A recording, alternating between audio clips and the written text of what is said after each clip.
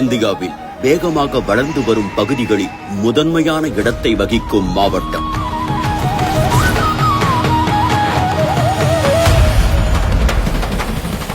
ஒருபுறம் பறந்து விரிந்த நவீன நகர பகுதியை கொண்டிருந்தாலும் மற்றொருபுறம் இயற்கை எழில் கொஞ்சும் மலைவளம், நீர்வளம், தாவர வளம் என அனைத்து வகையான உயிரினங்களுக்கும் சொர்க்க பூமியாய் திகழும் மாவட்டம்.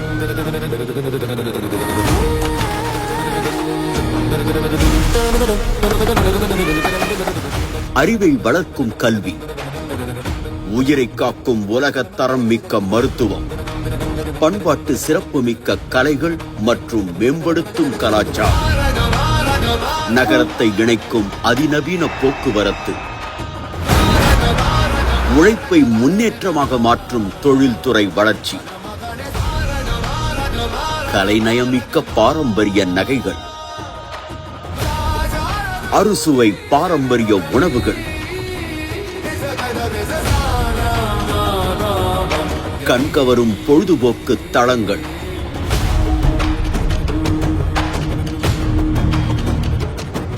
நூலிழைகளால் உலகை கட்டி இழுக்கும் ஜவுளி உற்பத்தி போன்றவற்றில் தலை சிறந்து விளங்கி தென்னிந்தியாவின் மான்செஸ்டர் என புகழப்படும் மாவட்டம் கோயம்புத்தூர்.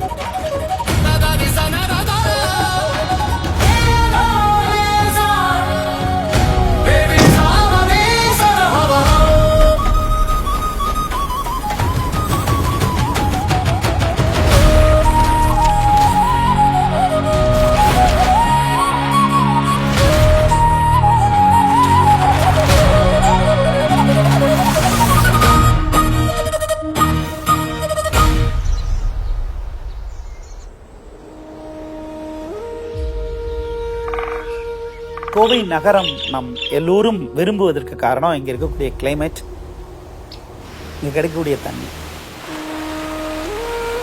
இந்த இதமான ஒரு சூழல் இங்கு உருவாகுவதற்கு காரணம் இங்க உள்ள இயற்கை அமைப்பு தான்.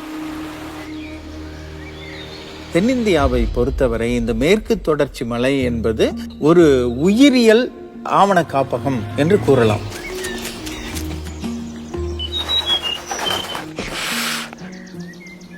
அங்கு பலவிதமான விலங்குகள், பலவிதமான தாவரங்கள் வசித்து வருகின்றன.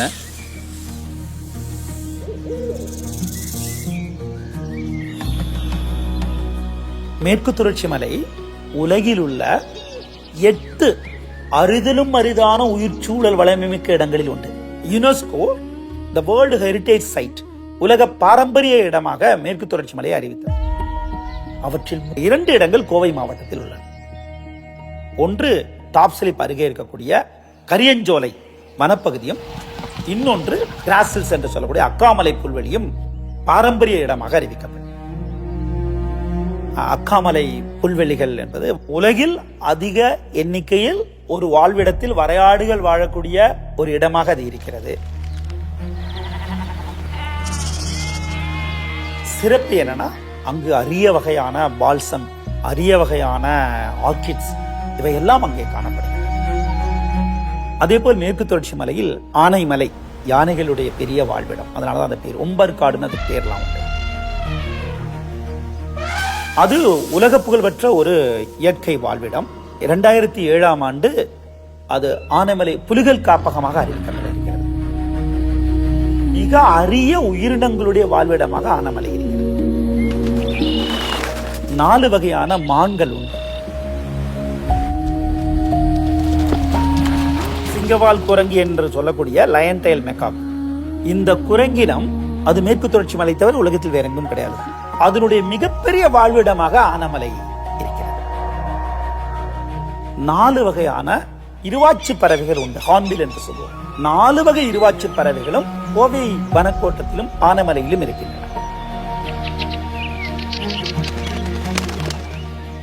ஒரே காட்டில் அதிக எண்ணிக்கையில் ஆசிய யானைகள் வாழ்வது என்பது நீலகிரி உயிர்கோள மையம் என்று சொல்லுவாங்க. அதனுடைய ஒரு மிக முக்கிய பகுதியாக கோவை யானைக்கோட்டம் இருக்கு. யானை இதனுடைய மிக முக்கியமான வாழ்விடம் கோவை என்பது நமக்கு ஒரு பெருமிதம். விலங்கினங்களுக்கு மட்டுமல்ல, தாவரங்களுக்கும் மிக சிறப்பான 2500 வகையான பூக்கும் தாவரங்கள் இங்கு அடையாளம் காணப்படும்.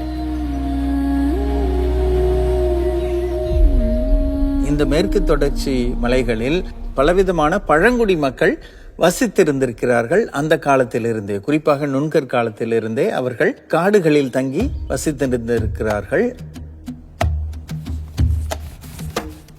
கோயம்புத்தூர் மாவட்டத்தில் 5 பழங்குடிகள் இருக்கிறாங்க. இருளர், காடர், மலசர், மலமலசர் என்று சொல்லக்கூடிய மகாமலசர் மற்றும் முதுவர்.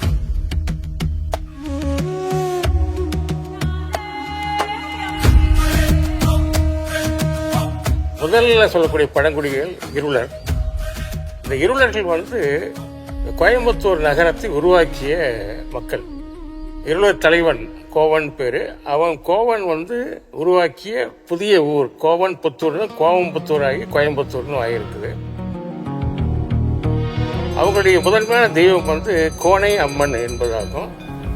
அந்த கோணை அம்மன்றது தான் இன்னைக்கு கோணியம்மன்ற பேர்ல நம்ம பொது தெய்வமாக வழிபடப்படுது. ஆனால் தொடக்க காலத்தில் இருளருக்கான முதன்மையான தெய்வமாகும். அவர்கள் மிகச்சிறந்த மூலிகை அறிவு உள்ளவங்க. மலசர் என்று சொல்லக்கூடிய பதிமலசர் யானையின் நடமாட்டத்தை அறியக்கூடிய கூடுதல் திறன் வாய்ந்தவர்கள். அந்த முறையில் அவர்கள் யானையை அணுகி அதை வசப்படுத்தி பழக்கப்படுத்தி யானை பாகர்களாக அவர்கள் தங்களை உருவாக்கி கொண்டார்கள். இங்க என்ன சிறப்புனா, எல்லா இடத்துலையும் அங்குசம் வைத்துக் கொண்டு யானையை கொடுமைப்படுத்தி அதை பழக்குவார்கள், அல்லது கட்டி வைத்து அடித்து பழக்குவார்கள். அன்பால் ஈர்த்து யானைகளை பழக்கும் வல்லமையானவர்களாக இந்த பழங்குடிகள். அந்த பழங்குடிகள் வாழ்கிற இடம்தான் கோழிக்கமத்தி யானைகள் முகாம்.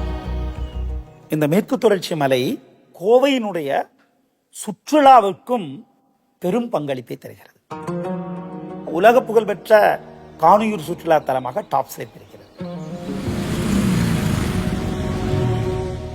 டாப் ஸ்லிப் என்கிற இயற்கை அமைப்பு, அங்கு இருக்கிற அந்த புல்வெளி, அந்த புல்வெளிகளிலும் எப்போதும் மாலை பொழுதில் அங்கு புள்ளிமான்கள் விளையாடுவதை பார்க்கலாம். அது ஒரு மிகப்பெரிய ஈர்ப்பு. வால்பாறையும் இன்னொரு சுற்றுலா மையமாக இருக்கு. வால்பாறையினுடைய இயற்கை அமைப்பே ஒரு பேரழகு பொருந்தியதாக.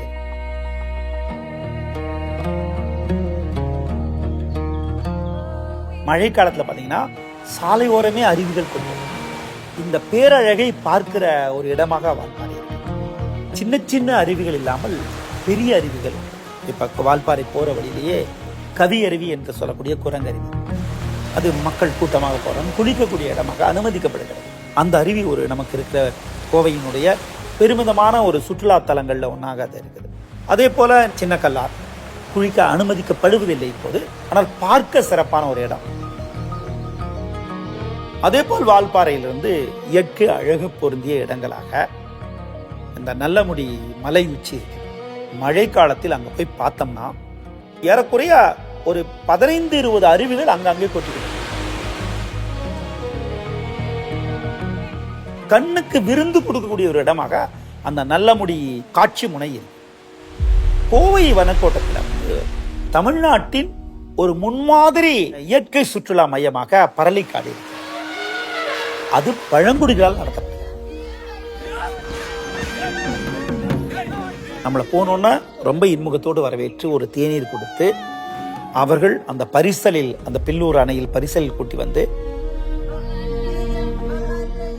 மறுபடியும் நல்ல சுவையான உணவு கொடுத்து ஒரு சின்ன ஒரு காட்டுப்பகுதியில் ஒரு நடை செய்து அழுக்கில்லாத ஒரு ஆற்றில் குளிக்க வைத்து அனுப்பி வர ஒரு திட்டம். சனி ஞாயிறு விடுமுறை நாட்களில் மட்டும்தான் உண்டு, எல்லா நாட்களையும் கிடையாது.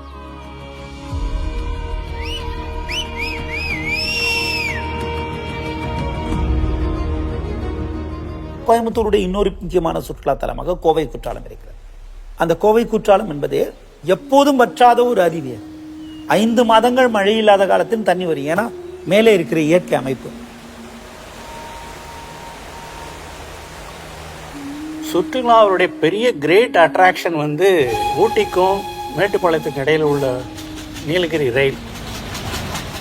மேட்டுப்பாளையத்திலிருந்து ஒரு குறுகிய பாதையாக போட்டு மேலே போகிற ட்ரெயின் சரிந்து கீழே வராமல் இருப்பதற்கு ஒரு சென்டரில் ஒரு ரயில் இருக்கும், தண்டவாளம், அதில் பல்லு இருக்கும். இன்ஜினில் ஒரு பல் சக்கரம் இருக்கும். இது ரெண்டையும் பொருத்தி அந்த பிடிப்பில் அது மேலே ஏறும்.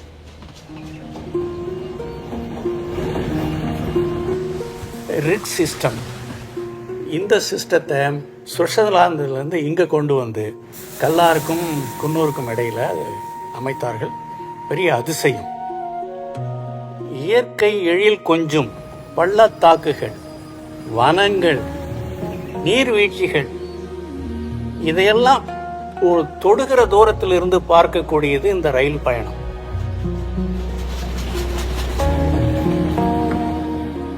இதற்கு யுனெஸ்கோ புராதன சின்னமாக ஆக்கியிருக்கிறார்கள்.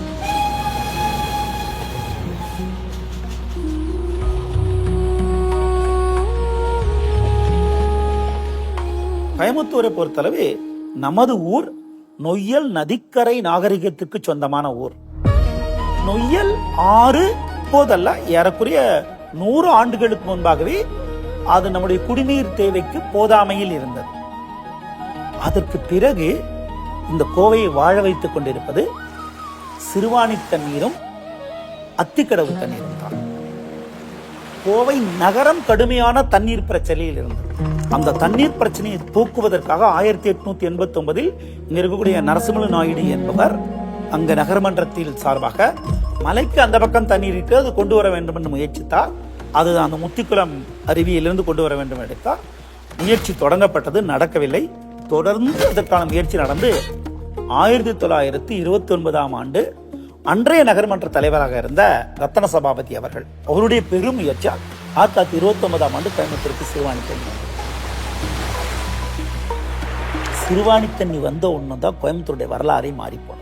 அதற்கு முன்பாக குடிநீரற்ற ஒரு ஊராக, சுகாதாரமற்ற ஊராக பதிவு செய்யப்பட்ட ஊர். இந்த ஊர் ஒரு தொழில் நகரமாக எல்லோருக்கும் பிடித்த ஊராக மாறியதற்கு இந்த சிறுவாணி தண்ணீர் காரணம். அதே போல் அதற்கு பிறகு கொண்டு வரப்பட்டது பவானி ஆற்றிலிருந்து, பில்லூர் அணையிலிருந்து கொண்டு வரப்பட்ட அத்திக்கடவு தண்ணீர். இந்த 2 தண்ணீரும் தான் கோயம்புத்தூருடைய வாழ்வாதாரம்.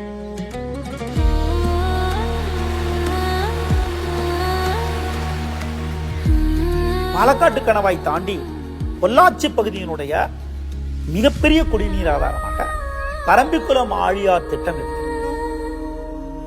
இந்த பரம்பிக்குளம் ஆழியார் திட்டம் 7 அணைக்கட்டுகளால் உருவாக்கப்பட்டது. மேற்கு நோக்கி போகும் தண்ணீரை நமக்கு கிழக்கு நோக்கி கொண்டு வந்த ஒரு பெரிய திட்டம். மேல் நீரால் அந்த தண்ணி அப்படியே மேற்கு நோக்கி அரபிக்கடலுக்கு போகிற தண்ணி அங்க தடுத்தோம். அணை தடுத்து ஒரு டனல் கீழ் நீராக்கு கொண்டு வரும். கீழ் நீர் சேமிக்கப்பட்ட பிறகு அதை தடுத்து அங்கிருந்து டனல் வெட்டி அதை சோலையாருக்கு கொண்டு வரும். சோலையாரை தடுத்து டனல் வெட்டி அந்த மானாம்பள்ளி அங்க வரும். மானாம்பள்ளியிலிருந்து அப்படியே வந்து பரம்பிக்குளம், பரம்பிக்குளத்திலிருந்து பெருவாரிப்பள்ளம், தூணக்கடவு, இது 2ம் சேர்ந்த ஒரு ட்வின் டேம்ஸ் சொல்லுவாங்க, அங்க கொண்டு வரும். அந்த தூணக்கடவுல இருந்து மறுபடியும் டனல் வெட்டி சர்க்கார் பதி என்கிற ஒரு இடத்துக்கு வந்து அதை கொண்டு வரலாம். அங்கிருந்து இத்தனை டனல் மூலமாக இது இணைத்த அந்த அற்புதத்துக்கு மேல அங்க ஒரு என்ன அற்புதம் நடந்திருக்குன்னா, அங்கிருந்து சமமட்ட கால்வாய், எந்த விதமான பிரஷரும் இல்லாம புவியீர்ப்பு விசையினுடைய ஈர்ப்பிலேயே ஒரு கால்வாய் வெட்டப்பட்டது. கான்டூர் கெனால் என்றது சொல்லுவாங்க. அந்த சர்க்கார் பதியில் ஆரம்பிச்சு அப்படியே அந்த தண்ணி அந்த மலையை குடைந்து வந்து ஆலியாருக்கும் அப்பர் ஆலியாருக்கும் இடையில அந்த கடந்து போகும். பரம்பிக்குளம் ஆலியார் பாசன திட்டம்னு ஒன்று உண்டு. பல 1000 ஏக்கர் நிலப்பரப்பு பயன்படுது. தென்னை மரங்கள் நிறைந்த பொள்ளாச்சி நம்ம பெருமைப்படுறோம்னா இந்த பாசன திட்டம் அதுக்கு முக்கியமான காரணம். இன்னொன்று, எல்லா இடங்களிலும் மின் உற்பத்தி செய்யப்படுது. இந்த 7 அணைக்கட்டுகளிலும் மின்சாரம் தயாரிக்கப்படுது. முதல்ல ஹைட்ரோ பவர் ஜெனரேஷன் ஆசியாவிலே இங்கே தான் தொடங்கினார்கள். ஃபர்ஸ்ட் தமிழ்நாட்டில் ஸ்ட்ரீட் லைட்டு இங்கே தான் போட்டாங்க. மின்சாரம் ஈஸியாக கிடைச்சதுனால வேகமாக இந்த பகுதியில் வந்து மனிதர் வாழ்வாதாரத்துக்கு தேவையான மிஷினரிஸ் உற்பத்திக்கு இவை அடித்தளம் அமைந்திருக்கு. தொழில்துறையில் தற்போது வேகமாக வளர்ந்து வரும் கோவை மாவட்டம் பண்டைய காலம் முதலே வணிகத்தில் தலை சிறந்து விளங்கி இருந்திருக்கின்றது.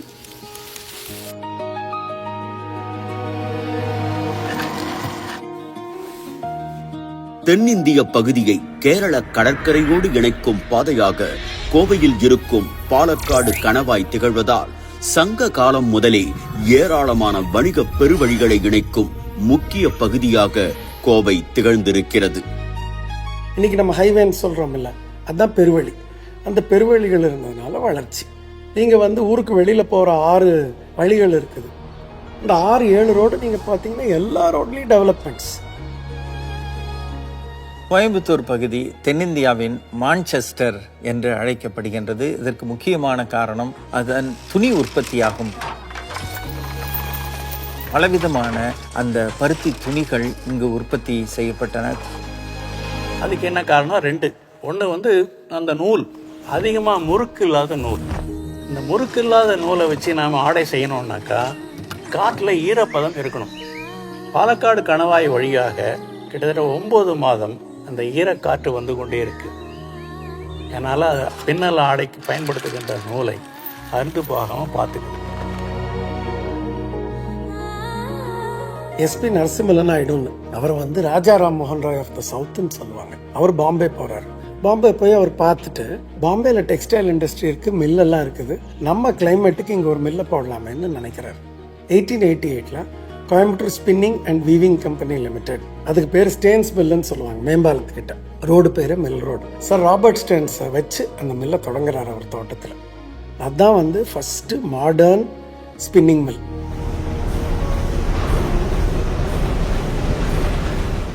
அதுக்கு முன்னாடி கையில் தான் ராட்டனத்தில் தான் சுற்றிட்டு இருந்தாங்க. இதை பார்த்து மில்லு மேலே மில்லாக ஒரு 100 மில்லுக்கு மேலே வந்துடுது.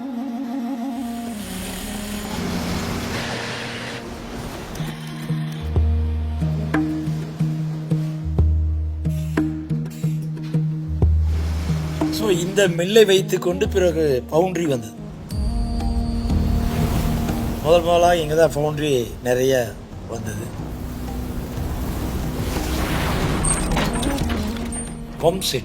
பம்ப் செட்னால தான் கிரைண்டரும் மிக்சியும் வந்தது. காருக்கு தேவையான பிஸ்டன், ஆர்மிக்கு தேவையான ஸ்மால் ஸ்கேல் இண்டஸ்ட்ரி பூரா இங்கே வந்தது. இதற்கு அடிப்படையாக இருந்தது கல்வி அறிவு. பாலிடெக்னிக் தொழில் சம்பந்தமான படிப்பு அந்த காலத்திலிருந்தே இங்கே வந்திருக்கு. அதே மாதிரியான பல தொழில்நுட்ப கல்லூரிகள் இங்கே உருவாச்சு. பெரிய பெரிய கம்பெனிகள் இங்கே வேலைவாய்ப்புகளை கொடுக்க ஆரம்பித்தாங்க. நல்ல நல்ல மாணவர்களை இங்கே இருக்கிற கல்வி நிறுவனங்கள் உருவாக்கி கொடுத்தார்கள். அந்த அடிப்படையில் இந்த பகுதி தொழில்நுட்ப படிப்பிற்கு முக்கியத்துவம் என்ற பகுதியாக வளர்ச்சி பெற்று இன்று கல்வித்துறையில் ஒரு முக்கியமான நகராக கோயம்புத்தூர் வளர்ச்சி பெற்றிருக்கிறது. தமிழ்நாட்டிலேயே முதல் வேளாண்மை பல்கலைக்கழகம் கோயம்புத்தூரில் தான் உருவாக்கப்பட்டது.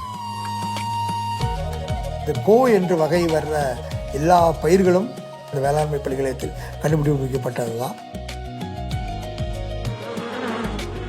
இந்தியாவிலேயே அதிகமாக எழுத்து பொறிப்பு பெற்ற மட்பாண்டங்கள் கொடுமணல் தான் கிடைச்சிருக்கு. 572 மட்பாண்டங்கள் கிடைச்சிருக்கு.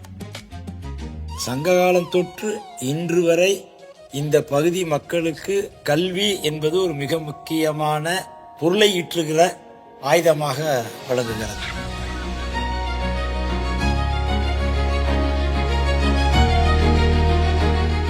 ஒரு நகரத்தின் வரலாற்றை, வளர்ச்சியை ஆவணப்படுத்தி அடுத்த தலைமுறைக்கு எடுத்துச் செல்வது இன்றியமையாதது.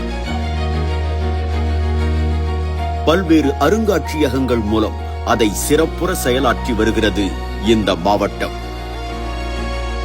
அடுத்தது மருத்துவத்துறை. நிறைய அட்வான்ஸான மருத்துவத்துறை இங்க கோயம்புத்தூர்ல இருக்கு. பிளாஸ்டிக் சர்ஜரியிலேருந்து, பேர்ன் இன்ஜுரியிலேருந்து, ஐ ட்ரீட்மெண்ட்லேருந்து, கேன்சர் ட்ரீட்மெண்ட்லேருந்து, மைக்ரோ சர்ஜரியிலேருந்து எல்லாத்துலேயுமே கோயம்புத்தூர் வந்து தலை சிறந்து விளங்குது. இன்டர்நேஷ்னல் லெவலில் இருக்குது இன்னைக்கு நம்ம ஹாஸ்பிட்டல் இண்டஸ்ட்ரி. அதே மாதிரி இன்டர்நேஷ்னல் லெவலில் இருக்கிறது இன்னொன்று வந்து ஜுவல்லரி. கேடு, game, 3D printing, costing, export, production, wholesale, retail அப்படின்னு சொல்லி நீங்கள் எடுத்துக்கிட்டிங்கன்னா கம்ப்ளீட்டாக வெல் டெவலப்டு 2 செக்டர் இதுன்னா மெடிக்கல் செக்டரும் ஜுவல்லரி செக்டர் தான் மோஸ்ட் அட்வான்ஸ்.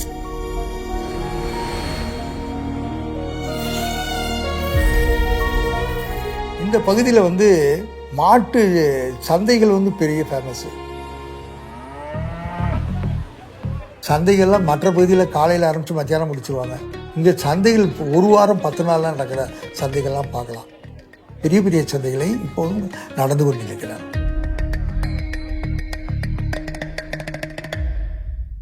மாட்டு சந்தைகள் மட்டுமில்லாமல் பல்வேறு வகையான சிறு குறு சந்தைகள் முதல் தமிழ்நாட்டின் மற்ற பகுதிகளுக்கு ஏற்றுமதி செய்யும் பெரும் சந்தைகள் வரை ஏராளமான சந்தைகள் இந்த பகுதியில் காணப்படுகின்றன. இப்போ உள்ள ஒரு கோயம்புத்தூர் கல்ச்சரை வந்து மொசைக் கல்ச்சர் அப்படின்னு சொல்லுவோம். அவ்வளவு டைவர்சிட்டி இருக்கு. பல்வேறு சமய நம்பிக்கைகளையும் வழிபாட்டு முறைகளையும் தாங்கி மத நல்லிணக்கத்தோடு ஒற்றுமையாக வாழ்வது என்பது கோவை மக்களின் பண்பாட்டு தொடர்ச்சியாக விளங்குகிறது. மக்கள் ஒரு கூட்டு வாழ்க்கையை, லைஃப் ஆஃப் ஹார்மனி, அதை வளர்த்திருக்க, அந்த கலாச்சாரம் வளர்ந்திருக்கிறது.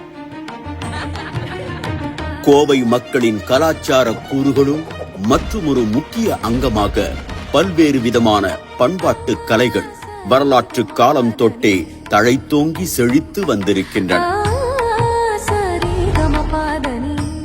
மேலும் கோவை மக்களின் நுண்கலை திறனுக்கு சான்றாக வியப்பூட்டும் கலைநயம் மிக்க சிற்பங்களை தாங்கி உயர்ந்து நிற்கிறது பேரூர் பட்டீஸ்வரர் கோவில். ஒரு கலாச்சாரத்தின் மற்றும் ஒரு முக்கிய அடையாளம் உணவு. இயற்கையோடு ஒன்றிணைந்த கொங்கு நாட்டின் உணவு வகைகள் விருந்தளிக்கும் வகையில் அமைந்திருப்பது மற்றுமொரு சிறப்பு. மனம் வீசும் ஃபில்டர் காஃபியிலிருந்து ருசி நிரம்பிய பேக்கரி வகைகள் வரை ஒவ்வொன்றிலும் கொங்கு மண்ணின் தனித்துவம் வெளிப்படுகிறது. இங்குள்ள மனிதர்கள் கடினமான உடல் உறுதியோடு கடினமாக வேலை செய்யக்கூடிய ஒரு பார்க்க முடியுது. அதனாலதான் என்னவோ கொங்கு நாட்டை உழைப்போர் உடைத்து என்று சொல்லுவார்கள். உழைப்பு அப்படிங்கிறது இந்த மண்ணுக்கே உரியது. ஒருவர் பொருளீட்டி மற்றவர்கள் சாப்பிட்ற பழக்கம் இல்லை.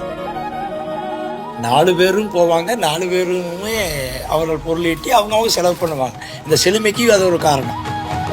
அவங்களுடைய கடும் உழைப்பு, பெருந்தன்மை, சொல் பேச்சு, வாங்க போங்க இருங்க அப்படின்னு ஒரு எல்லாத்துக்கும் ஒரு மரியாதை கொடுக்குற பண்பாடை வளர்த்த ஊராக இந்த ஊர் இருந்து வந்திருக்கிறது. இண்டஸ்ட்ரியல் சிட்டி, ஒரு ஜுவல் சிட்டி, ஒரு டெக்ஸ்டைல் சிட்டி, ஒரு மெடிக்கல் சிட்டி, ஒரு எஜுகேஷன் சிட்டி, ஒரு ரிசர்ச் ஓரியன்ட் சிட்டி, ஒரு டெக்னாலஜி சிட்டி, சிட்டி ஆஃப் எக்ஸலன்ஸ்னு கோயம்புத்தூர் நம்ம சொல்லலாம்.